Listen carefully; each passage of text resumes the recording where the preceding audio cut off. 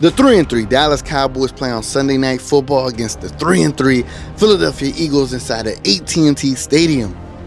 The sky has officially fallen in Dallas, Texas, and the Eagles are in perfect position to capitalize. The Cowboys are dealing with a plethora of injuries, which include Tyron Smith, La'el Collins, and Amari Cooper. The Eagles are wounded birds, but with a potential Deshaun Jackson returning, the Eagles could once again fly again. Jason Garrett is on the hot seat by many fans and by media. Would a loss to the Philadelphia Eagles make Jerry Jones consider firing his favorite coach, or would Garrett call the best game of his life? The Cowboys are on the verge of a disaster. Will Dak and Zeke be enough to keep this season alive, or will Carson Wentz be enough to spoil the Cowboys' high hopes this year? Find out on the next episode of TGK TV. What's up, everybody? It's your boy TGK here on TGK TV. Welcome in. Let's get this started. Let's talk about the preview between the teams of the Dallas Cowboys and the Philadelphia Eagles, and I'll talk about my predictions when it comes to a score.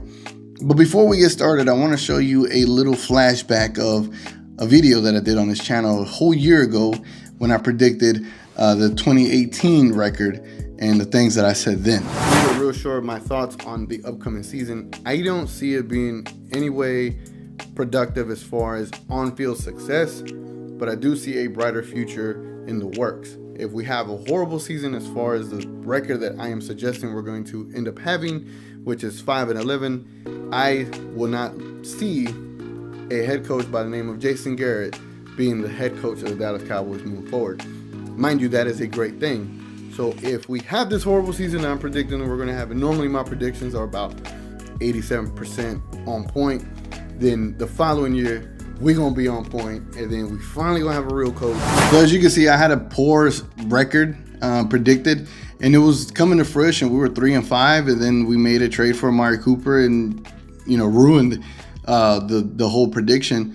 But the idea was that we were going to have such a, rough year that we were going to be able to let go of Jason Garrett and move on, and we're going to have more success because we would have had a better pick and all of that stuff.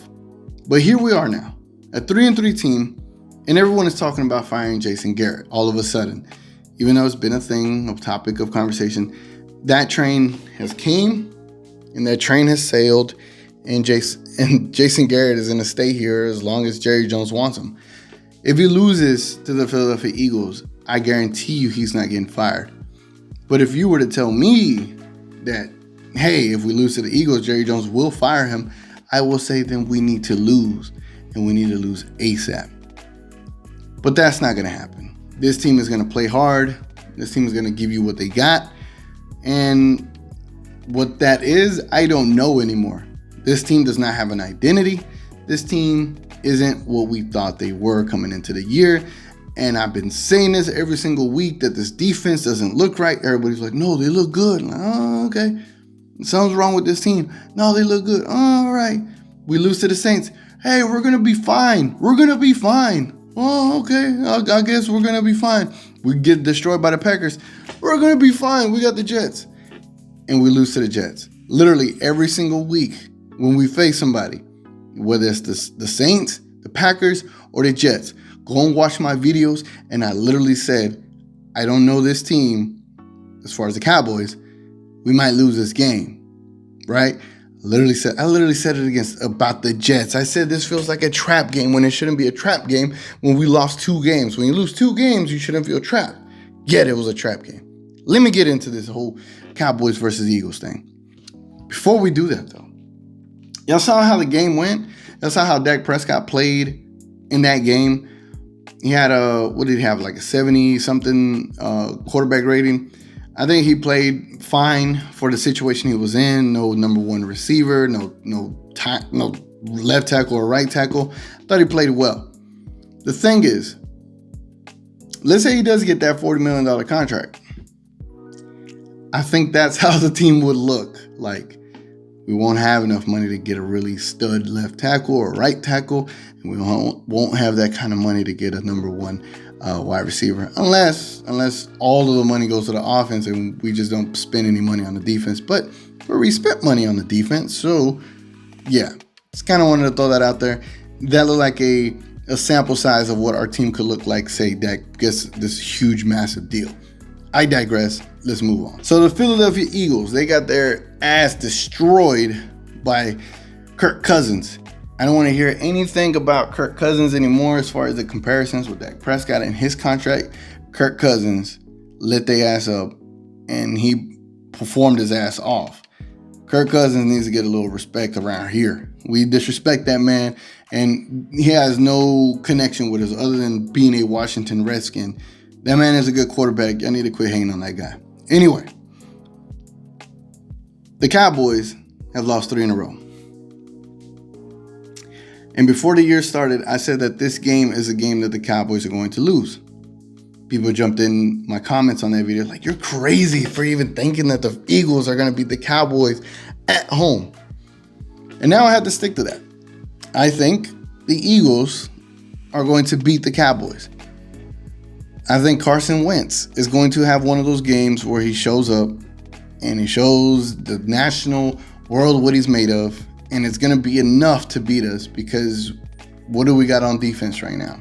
We got a bunch of great players. They're great, but they're not playing great. They're playing subpar.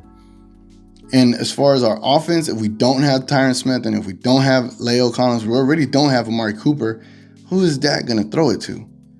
You got Michael Gallup, inconsistent hands. You got Cobb that we don't know if he's going to play or not. We got Devin Smith. We don't know if he's going to play or not.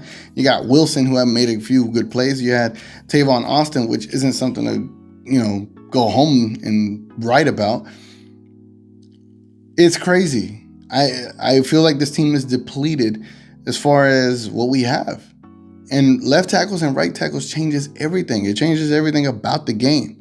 And if they are out in this game, I'm going to put it on that. If both tackles are out of this game, the Philadelphia Eagles are guaranteed a win.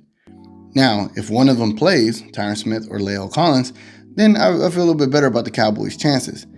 I just don't see how we're going to be able to throw it on them. It's different, especially when Amari Cooper's out.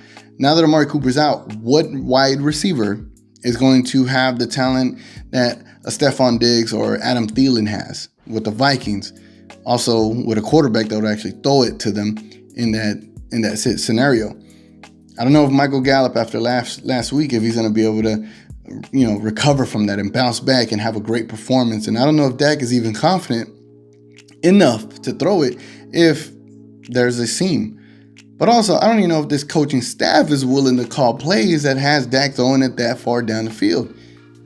So it is crazy. I think this team is in a little bubble of dysfunctionality. I think if this bubble bursts, then the dysfunctionality is going to come through full fruition. I guess that's what I'm trying to say. But again, I'm going to predict that the Philadelphia Eagles will win 24-23. They will win by 1 point. I know the Cowboys are favored by 3. I know the total spread is about 49 points. That would put me at 47, so I'm going to go under, and I'm going to give the Eagles a 1-point victory.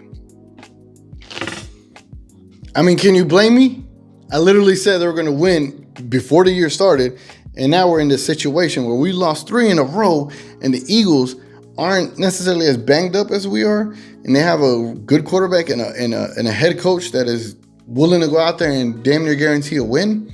And our head coach is like, hey, I'm Jason Garrett. I'm Jerry Jones' son. He ain't gonna fire me. It's like I said, if we lose and it means Jason Garrett is gone, please let's lose. But let's lose horribly. Like, let's get blown out in this game so we can guarantee Jason Garrett is gone.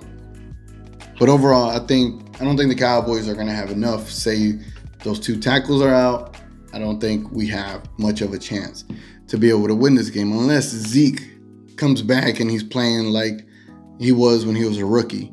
Because I don't think Zeke is even living up to his contract right now, which is sad because now we're comparing their performance to their contract when Zeke wasn't getting paid that massive contract. He was looking pretty good. Right now, it's just looking pretty rough. We run on every single first down. We're not creative. We don't let Kellen Moore really call the plays. This team, from how they looked like in week 1 to how they look like now, is completely different, and it's depressing, it's saddening. It's not the same. So anyway, guys, y'all sound off in the comments. Let me know what you think, and let me know your predictions. Tell me if I'm crazy. And I will be tuned into the whole Mark Holmes Philly 500 little saga because it's pretty entertaining. However, there are other YouTubers like 1980. Damn, that guy's hilarious, and he's local here too in Dallas. But he gives it to you like it is. He's really raw with his emotions and how he feels. He gives it to you like it is. Shout out to Shango, one of the OGs as far as the Cowboys YouTubers. He always comes in here with some good content. And you got these other guys like Law Nation. You got all these Cowboy YouTubers that do really good content. But it's going to be interesting to see how everybody treats this game. If we lose, how's everyone going to respond? I would like to see every single Cowboys YouTuber to give it to the damn Dallas Cowboys and rip their ass apart. Now, if we win, okay, we can hold off.